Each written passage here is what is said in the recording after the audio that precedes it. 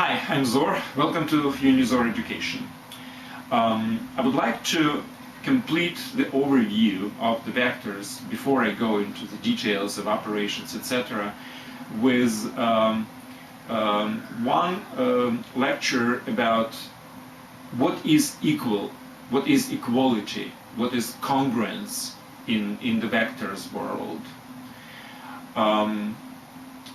Let me first start from intuitive geometric representation of the vectors.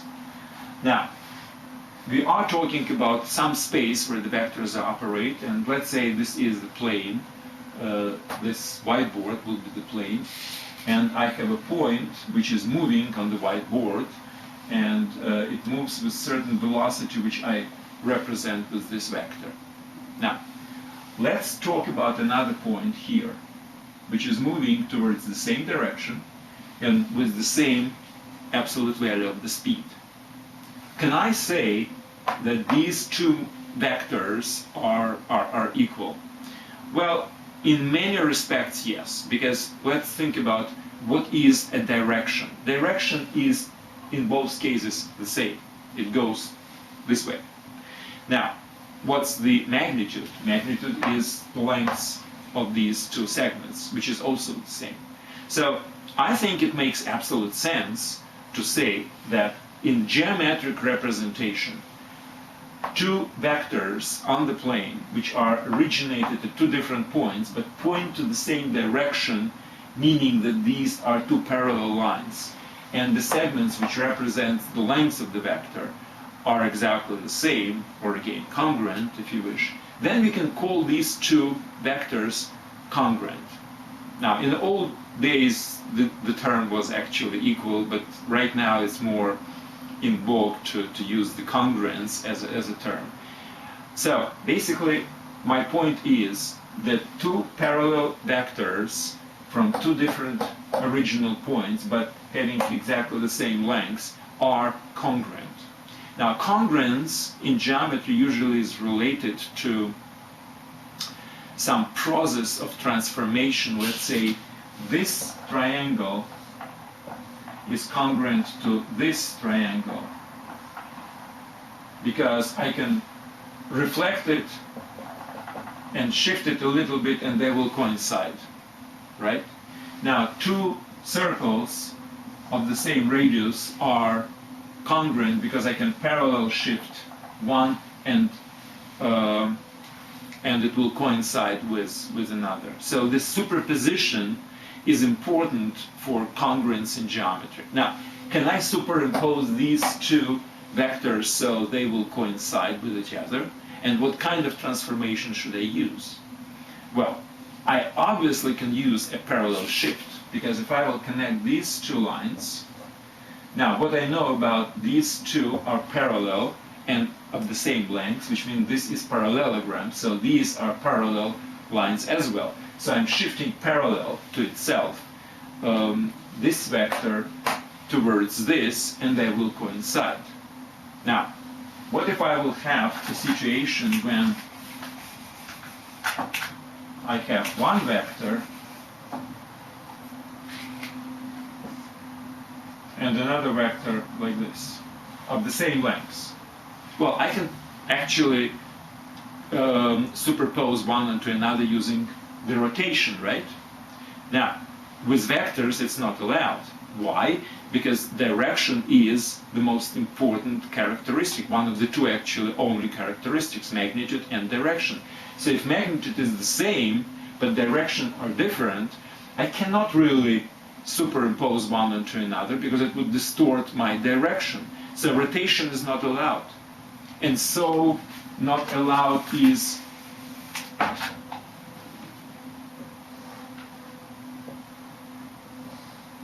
reflection.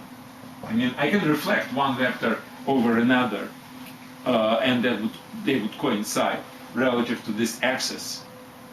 But that would distort my direction because the direction was opposite. So I cannot use rotation, I cannot use reflection. I can only use the parallel shift, which preserves both direction and the magnitude. reflection and rotation do not preserve direction. Now, obviously, if two vectors, even parallel to each other, but they have different lengths, obviously I can not superimpose one onto another, so they would coincide.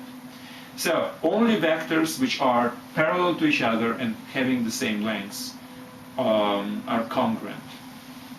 Now, if this is true,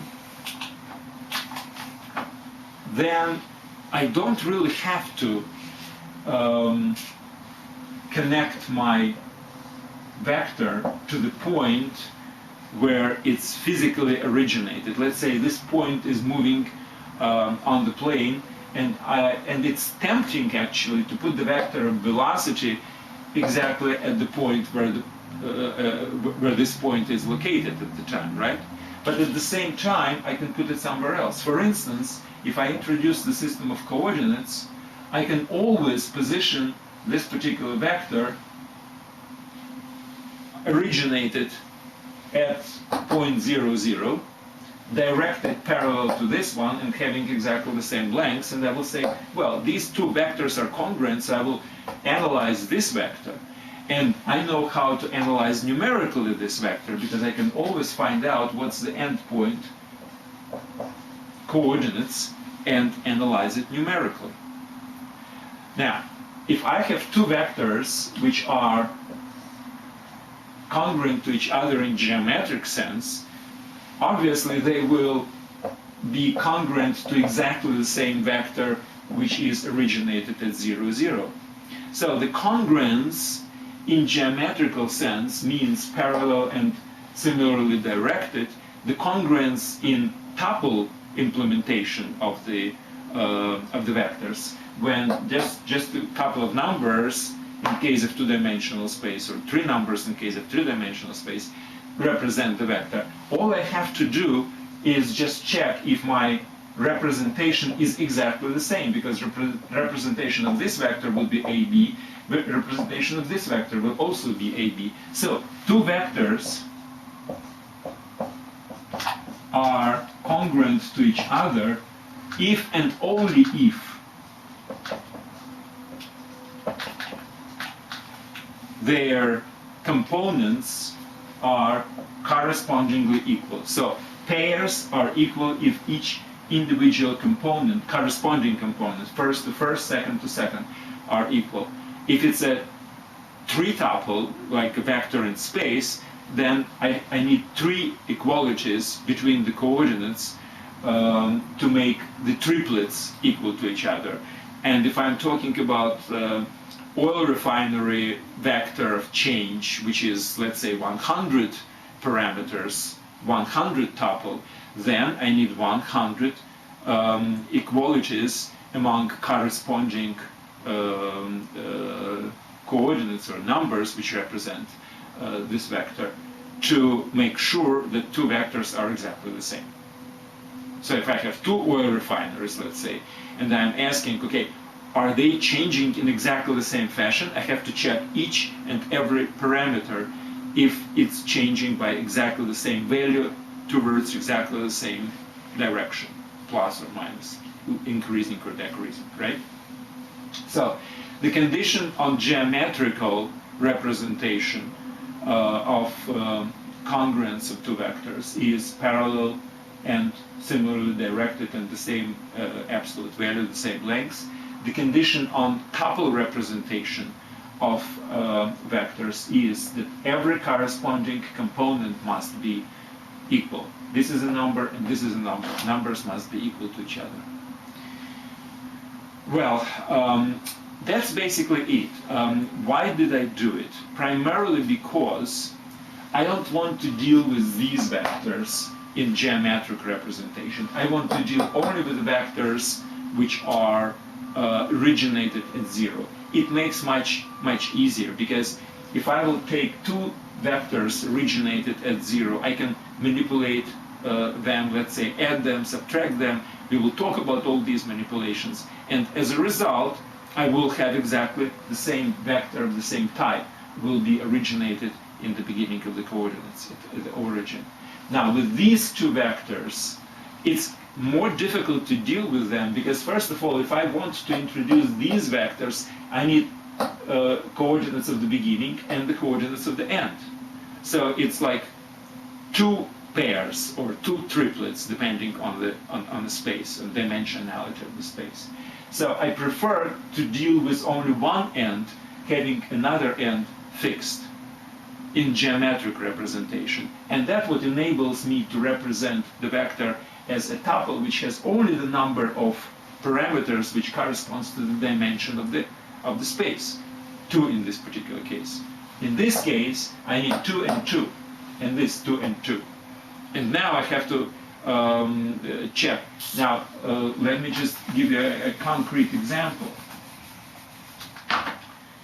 If this vector has coordinates, let's say, I don't know, let's say 3, 5, and this is 2, 4. Now this is, I don't know, something like 6, 6, and this is 3, 5. Are these two vectors congruent or not? Well, that's not easy to determine, let me tell you. But if I'm comparing only these vectors, which are originating at the same point, all I need to do is just to compare the numbers which represent the end. They must be equal. So these two might or might not actually, I can't even calculate right now very fast, to be parallel and having the same lengths. I mean, I have to use some Pythagorean theorem, etc., etc. Too difficult. This is much easier. And since these two are congruent and these two are congruent, so that's how I can compare their basic representation as vectors originated at 0, 0. And that's much easier than to compare their spatial representation with origin not really fixed at any point. So from now on, when we are talking about geometric representation, we would try, at least not always, but we would try to use this particular representation with vectors originated at 0, 0. And if we are talking about tuple representation, which has only the numbers which represent the coordinates of the end point, then obviously it's assumed that this is a vector with origin at 0, 0, 0. Okay? So this particular vector is this one. If this is the point 3, 5, then this is the vector 3, 5. Always. Tuple representation implies this, I don't know, centrally located or whatever you want, with origin at the 0, 0 point. All right, so that's it for this particular lecture. I wanted to make sure you understand that the congruence is extremely important with vectors. We have to know when things are equal to each other, right? And the congruence is defined analytically very easily. The coordinates must be just equal to each other. Geometrically, you have to really imply this congruence with parallelism and unidirectionality. All right, that's it for this short lecture. I think that would complete my the information which I would consider to be an overview of about vectors, basically, what they are, what they mean, etc. We will have much more, obviously, with operations on vectors, manipulations with vectors, how to multiply, add, etc. Some physical, maybe, applications will be discussed as well. But that's in the future. So far, this completes the overview. Thank you very much, and good luck.